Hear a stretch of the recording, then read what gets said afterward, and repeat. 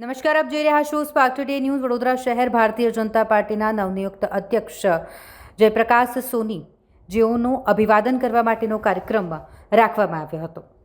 શહેરના વાઘોડિયા રોડ પર રંગવાટિકા ખાતે આ કાર્યક્રમનું આયોજન કરવામાં આવ્યું, જેમાં વોર્ડ નંબર 5ના ભારતીય જનતા પાર્ટીના પ્રમુખ મનોજભાઈ શાહનું પણ સન્માન કરવામાં આવ્યું. સાથે જ આજરોજ દેશના પ્રધાનમંત્રી નરેન્દ્ર મોદી દ્વારા દેશને પહેલગામ આતંકવાદી હુમલો, ત્યારબાદ ભારતીય સેના દ્વારા આયોજિત ઓપરેશન સિંદૂર અને પાકિસ્તાનને લઈને જે સંબોધન કર્યું છે તેનું પણ લાઈવ પ્રસારણ આ કાર્યક્રમમાં રાખવામાં આવ્યું હતું. મોટી સંખ્યામાં ભારતીય જનતા પાર્ટીના આગેવાનો અને કાર્યકર્તાઓ આ કાર્યક્રમમાં ઉપસ્થિત રહ્યા હતા. વાટિકા ખાતે વોર્ડ નંબર 5ના સમગ્ર કાર્યકર્તાઓ દ્વારા માનનીય અધ્યક્ષ ડોક્ટર જયપ્રકાશ સોનીજી અને બોર્ડના અધ્યક્ષ મનોજભાઈના સત્કાર સમારંભનું આજે આયોજન કરવામાં આવ્યું છે.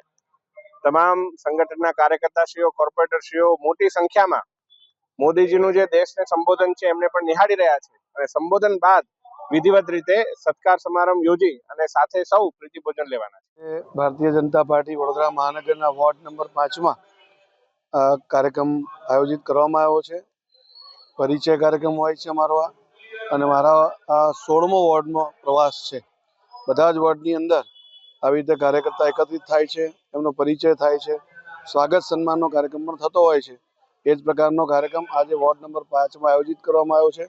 એ બદલ વોર્ડ નંબર 5ના સૌ કાર્યકર્તાઓને હું અભિનંદન આપું છું અને આભાર પણ વ્યક્ત કરું છું કે આજે અહીંયા આવવાનો મને મોકો મળ્યો અને કાર્યકર્તાઓ સાથે મળવાનો મોકો મળ્યો. ધન્યવાદ. આજ રોજ વોર્ડ નંબર 5 ખાતે અમારા નવનિયુક્ત પ્રમુખ ડૉક્ટર જયપ્રકાશભાઈ સોનીનું અભિવાદન સમારોહ રાખેલ છે, જેમાં દરેક સમાજના લોકો આજે એમનું સન્માન કરવાના છે.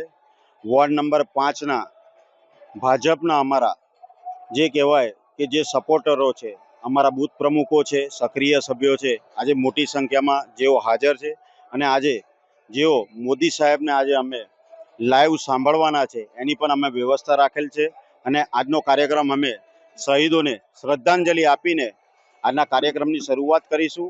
અને અમારો કાર્યક્રમ આજનો એકદમ જેમાં તમે જુઓ છો એકદમ સાદગી હશે, જેમાં ફક્ત અમે આજે શૈક્ષણિક તુલા રાખી છે.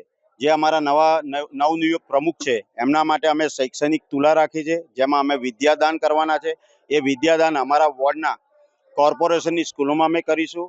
અને આજે એક વોર્ડ નંબર 5 તમે જુઓ છો જેઓ હંમેશા બીજેપીની જોડે રહેલો છે, આટલી મોટી સંખ્યામાં આજે સંખ્યાઓ આવી છે એ બદલ હું આજે એમનો ઋણી છું. હું વોર્ડના 5ના પ્રમુખ તરીકે આજે એક મેસેજ આપવા માંગીશ કે અમારો વોર્ડ 5 પ્રી બીજેપી છે અને આવનારા સમયમાં ઇલેક્શન વર્ષ છે, એમાંય તમે જોશો કે બીજેપીમાં હંમેશા વોર્ડ નંબર 5 દરેક ધારાસભ્યના ઇલેક્શન હોય, કોર્પોરેશનના ઇલેક્શન હોય કે કોઈ પણ ઇલેક્શન હોય એમાં અગ્રેસર રહ્યો છે. અને મને જ્યારે આજે જવાબદારી સોંપવામાં આવી છે ત્યારે હું આજે અહીંયાથી તમને મીડિયા મારફતે કહીશ કે આવનારા સમયમાં અમારા 4 કમળ અમે કોર્પોરેશનમાં મોકલીશું, એની હું બાહેધરી આપી છું.